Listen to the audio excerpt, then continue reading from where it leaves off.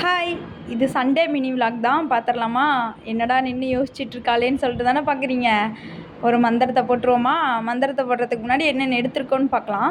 தக்காளி, வெங்காயம், இஞ்சி, பூண்டு, பச்சை மிளகாய், அப்புறம் வரமிளகாத்தூள், பிரியாணி தூள், சிக்கன், புதினா, கொத்தமல்லி, தயிர் எல்லாம் எடுத்து ரெடியாக வச்சிட்டோம். ஜீ பூம் பா! எப்படி கட் ஆயிடுச்சா?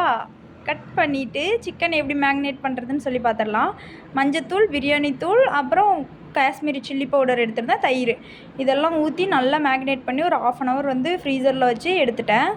நல்லா அது ஊறினதுக்கு அப்புறமேட்டு ஒரு மிக்ஸி ஜாரில் வந்து இஞ்சி, பூண்டு, கொஞ்சமாக புதினா, கொத்தமல்லி போட்டு நல்லா மையாக அரைச்சிக்கிட்டேன். நல்லா நைஸாக இருக்கணும் பேஸ்ட் மாதிரி. ஏன்னா எனக்கு தரிசாக இருந்தால் பிடிக்காது, அதனால் நல்லா அரைச்சிக்கிட்டேன்.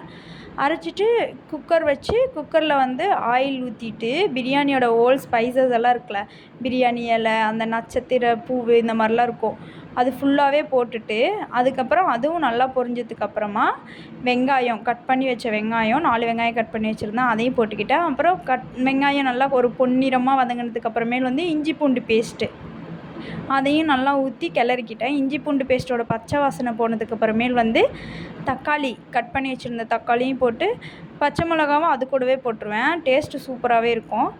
போட்டு நல்லா போட்டு கிளறி எடுத்துக்கிட்டேன். அதுக்கப்புறமா என்ன பண்ணேன்னு பார்த்தீங்கன்னா, 1 spoon chilli powder, 1 spoon biryani தூள், காரம் உங்களுக்கு தகுந்த மாதிரி போட்டுக்கோங்க. நான் கொஞ்சம் காரமாகவே சாப்பிடுவோம் நாங்கள்லாம். அதை போட்டு நல்லா அது வதங்கின உடனே வந்து கொத்தமல்லியும் புதினாவும் நறுக்கி பொரிச்சு வச்சுருந்தேன்ல, அதையும் போட்டு அதை நல்லா வதங்கினதுக்கப்புறமேலு மேக்னேட் பண்ணி வச்சுருந்த சிக்கன் போட்டு நல்லா கிளறி தண்ணி ஊற்றி, சிக்கன்லேயும் நிறையா தண்ணி விட்டுருந்தது. அதுக்கப்புறமேல் நான் என் அரிசி எடுத்த டம்ளரில் இப்போ 2 டம்ளர் அரிசி எடுத்திருந்தேன், 1 kgக்கு பக்கமாக. அதுக்கு வந்து நான் வந்து 4 டம்ளர் தண்ணி தான் ஊற்றிக்கிட்டேன். 4 டம்ளர் தண்ணி ஊற்றி நான் வந்து சீரக சம்பா ரைஸ் எடுத்திருந்தேன். அதனால் வந்து அந்த தண்ணி கொதிச்சதுக்கு அப்புறமேல் வந்து அரிசியை போட்டு குக்கரை க்ளோஸ் பண்ணிட்டேன். நிறைய பேர்த்துக்கு வந்து இந்த பாடி ஷேமிங், அப்புறமா வந்து இந்த உனக்கு என்ன முடி என்ன இந்த கலரில் இருக்குது அப்படின்லாம் சொல்லி நம்மளை வந்து கிண்டல் பண்ணுவாங்க. நான் அதுக்கு என்ன தெரியுமா பதில் சொல்லுவேன்? நிறைய பேர் கடையில் போய் காசு கொடுத்து கலர் அடிச்சுட்டு வரீங்க, எனக்கு நேச்சுரலாகவே ஹேர் பாருங்கள் என்ன கலரில் இருக்குது அப்படின்னு சொல்லிட்டு சிரிச்சுக்கிட்டே சொல்லிட்டு வந்துடுவேன். இந்த உலகத்தில் எப்படி இருந்தாலும் நமக்கு பிரச்சனையோ இல்லையோ, நம்மளை சுற்றி இருக்கிறவங்களுக்கு ஏதாவது ஒன்று தோணிக்கிட்டே தான் இருக்கும். அப்புறம் சிக்கன் செம்ம சாஃப்டாக வெந்திருந்தது. அதையும் எடுத்து நல்லா டேஸ்ட் பண்ணி பார்த்தேன். ரியலி பிரியாணியோட டேஸ்ட் சூப்பராகவே இருந்தது. நிறைய பேர் நம்ம சேனலை பார்க்குறீங்க, ஆனால் சப்ஸ்கிரைப் பண்ணாமல் பார்க்குறீங்க.